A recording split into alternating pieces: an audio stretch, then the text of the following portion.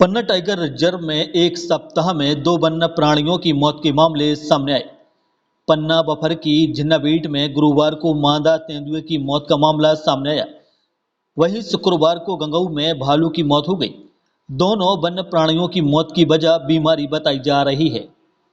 परिक्षेत्र पन्ना बफर की झिन्नाबीट के कक्ष क्रमांक पी 282-283 की सीमा पर वन मार्ग में वन अमले को 4 माह की मादा तेंदुए के मृत होने की सूचना ग्रामीणों से प्राप्त हुई। सूचना पाकर परिक्षेत्र अधिकारी मौके पर पहुंचे और क्षेत्र की सर्चिंग कराई। क्षेत्रीय वन मंडल सतना के दल द्वारा भी मौके की सर्चिंग की गई। क्षेत्र संचालक एवं अमले की उपस्थिति में शुक्रवार को वन्य प्राणी चिकित्सक डॉक्टर संजीव गुप्ता और अजयगढ़ के पशु चिकित्सक डॉक्टर मोतीलाल प्रजापति द्वारा मादा तेंदुए शावक का सब परीक्षण किया गया। परीक्षण के बाद अंतिम संस्कार किया गया। चिकित्सकों ने तेंदुए की मृत्यु की वजह बीमारी से होना बताया है। वहीं मादा तेंदुए की मौत का मामला ठंडा भी नहीं हुआ था कि पन्ना टाइगर रिजर्व के गंगऊ कंपाउंड में भालू की मौत का मामला सामने आ गया। बता दें कि लगातार दो वन्य प्राणियों की मौत से टाइगर रिजर्व प्रबंधन में हड़कंप मच गया है। वहीं फील्ड डायरेक्टर पन्ना टाइगर रिजर्व अंजना सुचिता तिर्की ने जानकारी देते हुए बताया कि दोनों ही वन्य जीवों के सैंपल कलेक्ट करके शोध संस्थान केंद्र भेजे गए हैं। जांच रिपोर्ट आने के बाद ही मामला स्पष्ट होगा। हालांकि दोनों की मौत बीमारी की वजह से होना प्रतीत हो रहा है। पिछले कुछ दिनों में एक छोटे तेंदुआ शावक की मृत्यु पन्ना बफर परिक्षेत्र के अंतर्गत हुई।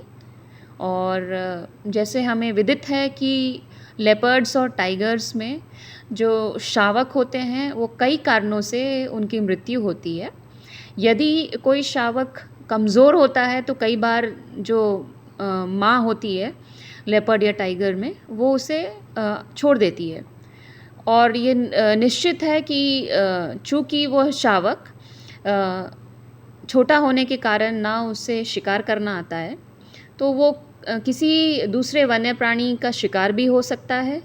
ये अथवा भूख से भी उसकी मृत्यु हो सकती है अथवा किसी बीमारी के अटैक से या प्रकोप से भी उसकी मृत्यु हो सकती है।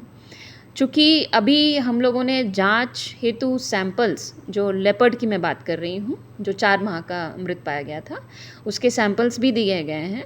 तो प्रथम दृष्टया जो बीमारी बताया जा रहा है, चूँकि किसी भी अवैध रूप से शिकार होने का कोई भी प्रमाण वहाँ नहीं मिला और इसी वजह से जैसे सैंपल्स आते हैं तभी हम पूर्ण रूप से कह पाएंगे कि किस बीमारी या किस वजह से उस लेपर्ड शावक की मृत्यु हुई।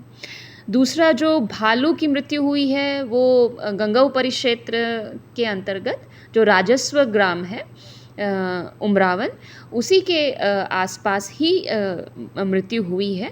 और जब स्टाफ ने भालू को देखा था तो जीवित अवस्था में था लेकिन लेटा हुआ था और उसमें थोड़ा मूवमेंट था, लेकिन थोड़ी ही देर के बाद वह मृत पाया गया।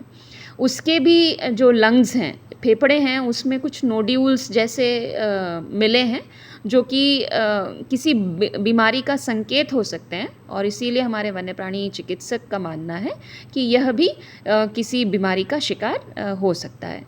इस प्रकार ये दो अलग अलग प्रकरण हैं और एक ही बीमारी से होना ऐसा प्रतीत नहीं हो रहा है, चूँकि प्रजाति भी अलग है, एक लेपर्ड है, एक भालू है। तो जो जांच हम लोगों ने सैंपल्स भेजे हैं उनके अवयवों के, तो जैसे वो आते हैं उसके बाद ही हम स्पष्ट रूप से बता पाएंगे कि मृत्यु का कारण क्या रहा था।